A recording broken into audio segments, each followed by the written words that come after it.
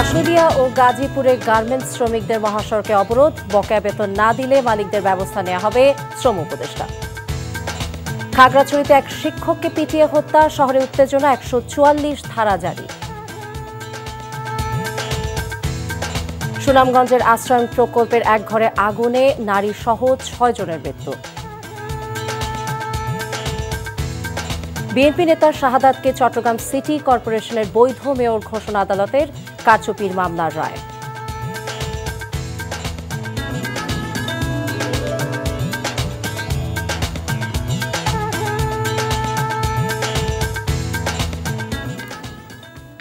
আসসালামু আলাইকুম, ফারজানা নাহি জানাচ্ছি টিভিতে দেশের খবর। ক্রাউন সিমেন্ট শিরোনাম দেখছিলেন, নিয়ে যাব পুরো খবরে। বিভিন্ন দাবিতে আজও আশুলিয়া এবং গাজীপুরে গার্মেন্টস শ্রমিকেরা মহাসড়ক অবরোধ করে বিক্ষোভ করছে। আশুলিয়ার নবীনগর চন্দ্রা মহাসড়ক বাইপাইলে বিক্ষুব্ধ শ্রমিকেরা ভোর থেকে মহাসড়ক অবরোধ করে রাখার কারণে ঢাকা আরিচা এবং ঢাকা টাঙ্গাইল মহাসড়ক কার্যত স্থবির হয়ে পড়ে। ভোগান্তি চরমে উঠেছে সড়ক মহাসড়ক ব্যবহারকারীদের। বিষয়টি নিশ্চিত করে শিল্প পুলিশ আশুলিয়া জোনের এসপি মোহাম্মদ সারোয়ার বলেছেন, মালিক পক্ষ শ্রমিকদের সাথে অঙ্গীকার ভঙ্গ করায় শ্রমিকেরা পথে নেমেছেন। এটার দায় কারখানা কর্তৃপক্ষের। উদ্ভূত পরিস্থিতিতে বিভিন্ন শিক্ষা প্রতিষ্ঠানে চলমান পরীক্ষাও স্থগিত করা হয়েছে। এদিকে আশুলিয়ায় আইন শৃঙ্খলা রক্ষাকারী বাহিনীর গুলিতে শ্রমিক হত্যার প্রতিবাদে জাহাঙ্গীরনগর বিশ্ববিদ্যালয়ের শিক্ষার্থীরা এখনও ঢাকা আরিচা মহাসড়ক অবরোধ করে রেখেছেন। গতকাল আশুলিয়ায় আইন শৃঙ্খলা বাহিনী গুলিতে কাউসার হোসেন খান নামের এক শ্রমিক মারা যায়।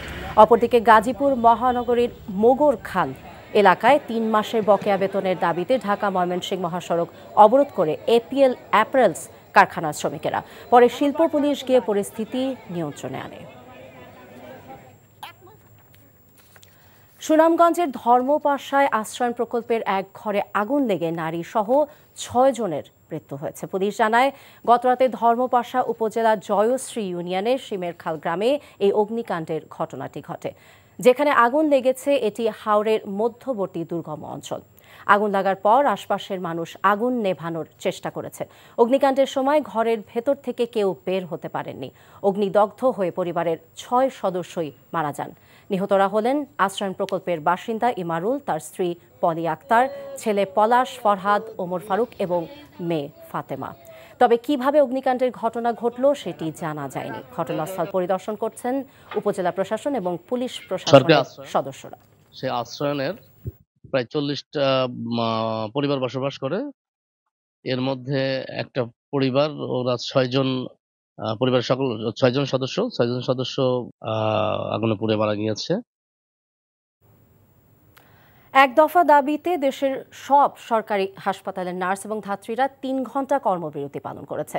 দাবি বাস্তবায়ন না হলে বৃহস্পতিবার ১২ ঘণ্টার কর্মবিরতি এবং পরে কমপ্লিট শাটডাউনে যাবার ঘোষণা দিয়েছে তারা। এদিকে কর্মবিরতির কারণে হাসপাতালে আসা রোগীরা পড়েছে চরম বিপাকে। রিপোর্টে আরও জানাচ্ছেন হাসান জাবেদ।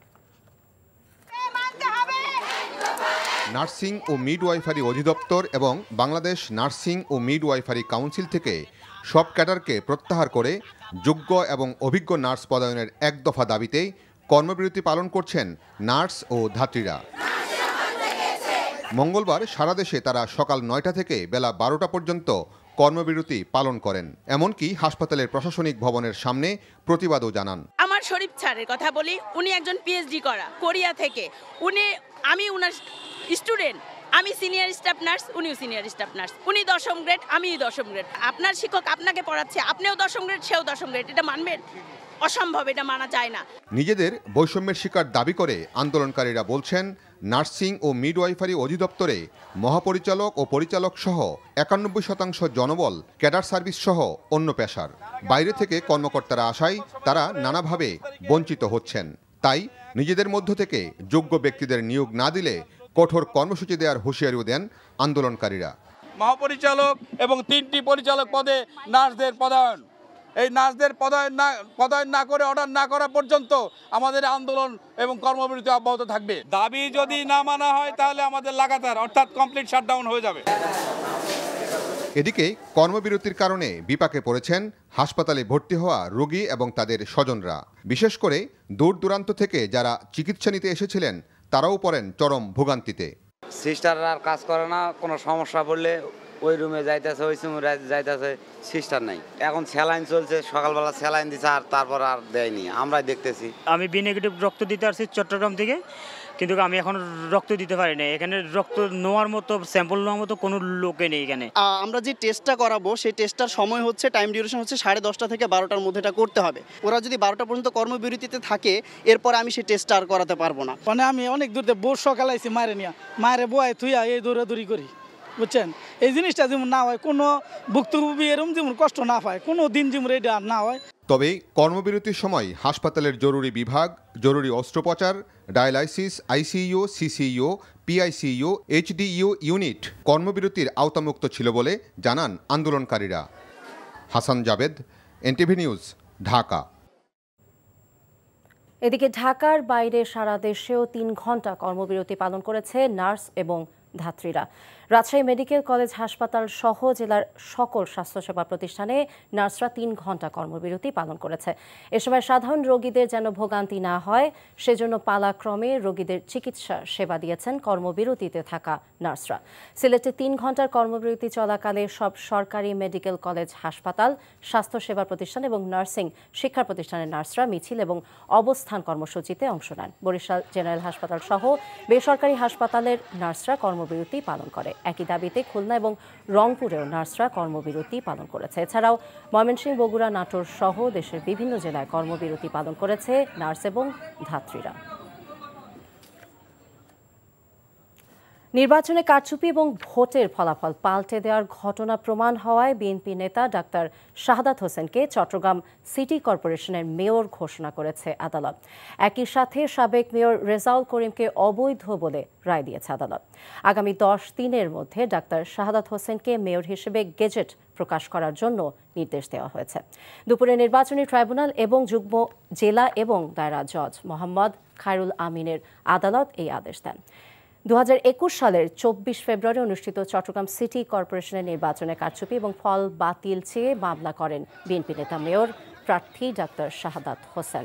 মামলার এজাহারে অভিযোগ করা হয় বাদী প্রার্থী হিসেবে উক্ত নির্বাচনের ভোটের হিসাব চেয়েও পাননি। ভোটের হিসেবে দেখানো হয় 22% ভোট পড়েছে, অথচ নির্বাচনে 3,69,248 ভোট পেয়ে নৌকার প্রার্থী রেজাউল করিম চৌধুরীকে বিজয়ী ঘোষণা করা হয়। নিকটতম প্রতিদ্বন্দ্বী বিএনপির মেয়র পদপ্রার্থী শাহাদাত হোসেন ধানের শীষ প্রতীকে দেখানো হয় 52,489 ভোট। এ ঘটনায় নির্বাচনে কারচুপির অভিযোগ এনে ডাক্তার শাহাদাত হোসেন মামলা করলে আদালত আজ এই রায় দেন। আজকের এই রায়ের মাধ্যমে আমাদের অন্তর্বর্তীকালীন সরকারের ডক্টর ইউনূসের নেতৃত্বে যে বিচার বিভাগের স্বাধীনতা আইনের শাসন প্রতিষ্ঠা করার, এটা কন্টিনিউয়াসলি চলতে থাকবে, যাতে করে মানুষ তাদের প্রতি কনফিডেন্স যেটা আছে সেটা আরো বেশি পায়। আদালত আজকে ন্যায় বিচার এবং নিশ্চিত একটা ভুল একটা ফেক একটা সাজানো যে নির্বাচন ছিল সেই নির্বাচনকে অবৈধ ঘোষণা করে 10 দিনের মধ্যে জনতার মেয়র শাহাদাত হোসেনকে সেই মেয়রে পদে প্রতিষ্ঠিত করার জন্য একটা রায় দিয়েছেন। চট্টগ্রামে ডেঙ্গু রোগে আক্রান্তের সংখ্যা প্রতিদিন বাড়ছে। বেশি আক্রান্ত হচ্ছে বন্দর নগরীর বিভিন্ন এলাকার মানুষ। মশাবাহিত রোগটির সংক্রমণে মৃত্যুর সংখ্যাও ঠেকানো যাচ্ছে না। হাসপাতালে বাড়ছে রোগী। সিটি কর্পোরেশন বলছে এডিস মশা নিধনে তাদের কার্যক্রম চলছে। চট্টগ্রাম থেকে আরও জানাচ্ছেন আরিচ আহমেদ, ক্যামেরায় ছিলেন এনামুল হক। চট্টগ্রামে গত 1 মাসে ডেঙ্গুতে আক্রান্ত হয়ে হাসপাতালে ভর্তি হয়েছে 8 শতাধিক রোগী। নগরীর 41টি ওয়ার্ডে ডেঙ্গু রোগে আক্রান্তের সংখ্যা বেড়েই চলেছে। এই রোগে আক্রান্ত হয়ে গত 1 মাসে মারা গেছেন 10 জন। চট্টগ্রাম মেডিকেল কলেজ হাসপাতাল সহ বিভিন্ন হাসপাতালে ডেঙ্গু রোগে আক্রান্ত হয়ে ভর্তি হয়েছেন এসব রোগী। জুলাই ও আগস্ট মাসের চেয়ে সেপ্টেম্বর মাসে হাসপাতালে ডেঙ্গু রোগীর সংখ্যা বেড়েছে 4 গুণ। ভালোই মশা আছে আমাদের ফলে আমরা 4-5 জন ডেঙ্গু আক্রান্ত এই পর্যন্ত আমাদের মেডিকেলের ওই হল থেকেই। জ্বর ছিল প্রচুর, 102-3 সবসময় থাকতো, শরীর ভার লাগতো, ব্যথা ছিল। চট্টগ্রামে নিষিদ্ধ কীটনাশক ব্যবহার ও লোক দেখানো কার্যক্রম পরিচালনা করার কারণে এডিস মশা প্রজনন ঠেকানো যায়নি বলে মনে করছেন সংশ্লিষ্টরা। সিটি কর্পোরেশনের মশা কর্মকর্তাকে বলছি যে আপনারা ওই সিভিল সার্জনের সাথে কন্ট্যাক্ট করেন, ওনার ডেইলি আপনাদের একটা রিপোর্ট দিক, এরপর এর ভিত্তিতে আপনার একটা রেড জোন আপনারা নির্ধারণ করতে চট্টগ্রামে। সিটি কর্পোরেশন থেকে হয়তো রেগুলার স্প্রে করা হচ্ছে না, লার্ভিসাইড অথবা অ্যাডাল্টিসাইড যেগুলো এর কারণে হয়তো ডেঙ্গুর মশার সংখ্যা দিন দিন বাড়তেছে, এর সাথে সাথে ডেঙ্গু রোগীর সংখ্যাও বাড়তেছে। চট্টগ্রামে নালা নর্দমা সহ বিভিন্ন স্থানে জলাবদ্ধতা সহ নানা কারণে ডেঙ্গুর প্রকোপ বাড়ছে বলে জানান সংশ্লিষ্টরা। মশার লার্ভা শনাক্ত ও ধ্বংস করতে বাড়ি বাড়ি অভিযান পরিচালনা করা হচ্ছে বলে জানিয়েছে Chittagong city corporation. NTV news desk. দুর্বৃত্তদের গুলিতে নিহত কুষ্টিয়ার দৌলতপুর উপজেলার ফিলিপনগর ইউনিয়ন পরিষদের চেয়ারম্যান নঈমুদ্দিন সেন্টুর দাফন সম্পন্ন হয়েছে। সকালে ফিলিপনগর হাই স্কুল মাঠে অনুষ্ঠিত জানাজায় পরিবারের সদস্য, বিভিন্ন রাজনৈতিক দলের নেতৃবৃন্দ সহ কয়েক হাজার এলাকাবাসী অংশগ্রহণ করেন। পরে বাড়ির সামনে পারিবারিক কবরস্থানে তার লাশ দাফন করা হয়। পরিবারের সদস্যরা হত্যাকাণ্ডের সাথে জড়িতদের দ্রুত গ্রেফতার এবং শাস্তির দাবি করেন। পুলিশ বলছে দ্রুতই হত্যাকাণ্ডের রহস্য উন্মোচন করা হবে। লালমনিরহাটে তিস্তা নদীর পানি আরও কমেছে, এতে জেলার সার্বিক বন্যা পরিস্থিতি স্বাভাবিক হতে শুরু করেছে। জেলার 5 উপজেলার নদী তীরবর্তী নিম্নাঞ্চল এবং চরাঞ্চলগুলোর বাড়িঘর থেকে বন্যার পানি পুরোপুরি নেমে গিয়ে জনজীবন প্রায় স্বাভাবিক হয়েছে। আশ্রয়কেন্দ্র সহ বিভিন্ন স্থানে আশ্রয় নেওয়া লোকজন বাড়ি ফিরেছেন। জলমগ্ন রাস্তাঘাট এবং বিদ্যালয়গুলো থেকেও পানি নেমে গেছে, তবে নিম্নাঞ্চলের অনেক ধানের জমি এখনও পানিতে ডুবে রয়েছে। আমন ধান সহ বিভিন্ন ফসল ইতোমধ্যেই নষ্ট হয়ে গেছে। এদিকে নদীতে পানি কমার সাথে সাথে দেখা দিয়েছে নদী ভাঙন। এদিকে গাইবান্ধায় তিস্তা, ব্রহ্মপুত্র, করতোয়া সহ সবগুলো নদ নদীর পানি কমতে শুরু করেছে। জেলা প্রশাসক চৌধুরী মোয়াজ্জম আহমেদ জানান, এবারের বন্যায় ক্ষয়ক্ষতি নিরূপণের কাজ চলছে। বিএনপির কেন্দ্রীয় কমিটির প্রকাশনা সম্পাদক হাবিবুল ইসলাম হাবিব বলেছেন, শেখ হাসিনার গাড়ি বহরে হামলা সাজানো মামলায় জেলে তাকে হত্যার পরিকল্পনা করা হয়েছিল। দুপুরে সাতক্ষীরার তালা উপজেলায় আসন্ন দুর্গাপূজা উদযাপন উপলক্ষে সনাতন ধর্মাবলম্বী নেতৃবৃন্দের সাথে মতবিনিময় এবং আলোচনার সভায় তিনি এসব কথা বলেন। 70 বছরের কারাদণ্ডাদেশ মাথায় নিয়ে বিনা চিকিৎসায় কারাগারে প্রতিনিয়ত তাকে মৃত্যুর প্রহর গুনতে হয়েছে বলেও জানান তিনি। হিন্দু সম্প্রদায়ের উপর কোনো আঘাত আসলে তা প্রতিহত করা হবে বলেও জানান তিনি।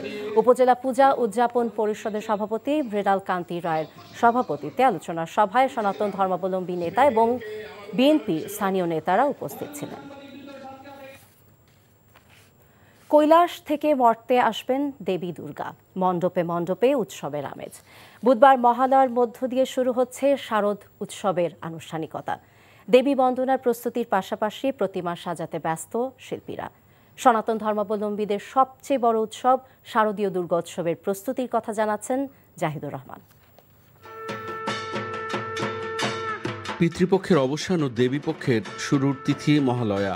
এদিন ভোরে চণ্ডীপাঠের মধ্য দিয়ে মর্তালোকে আমন্ত্রণ জানানো হবে দেবী দুর্গাকে। দুর্গতি নাশিনীর আগমন উপলক্ষে মণ্ডপে মণ্ডপে ব্যস্ততা শেষ নেই প্রতিমা শিল্পীদের।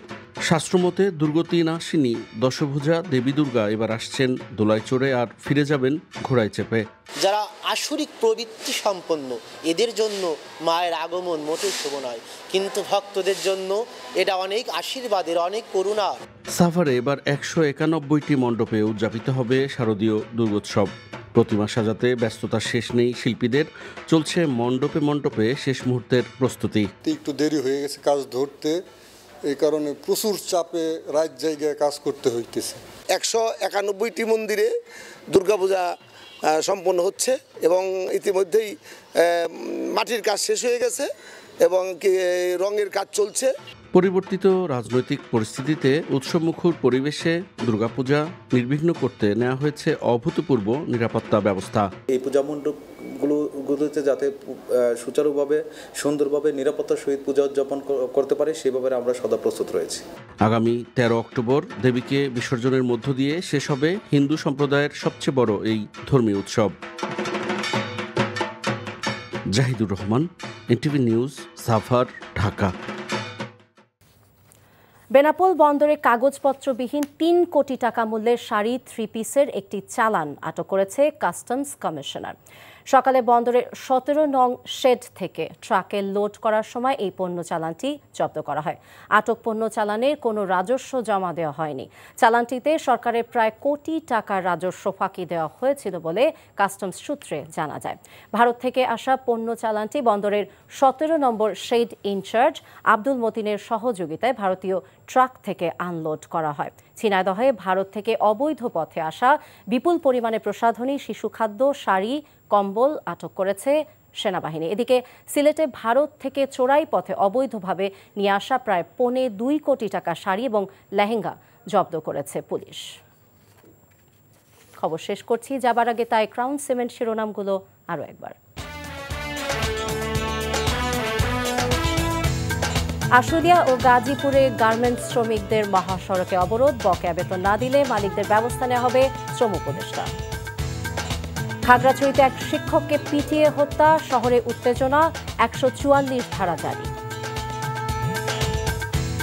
সুনামগঞ্জের আশ্রয়ণ প্রকল্পের এক ঘরে আগুনে নারী সহ 6 জনের মৃত্যু। বিএনপি নেতা শাহাদাতকে চট্টগ্রাম সিটি কর্পোরেশনের বৈধ মেয়র ঘোষণা আদালতের, কারচুপির মামলার রায়।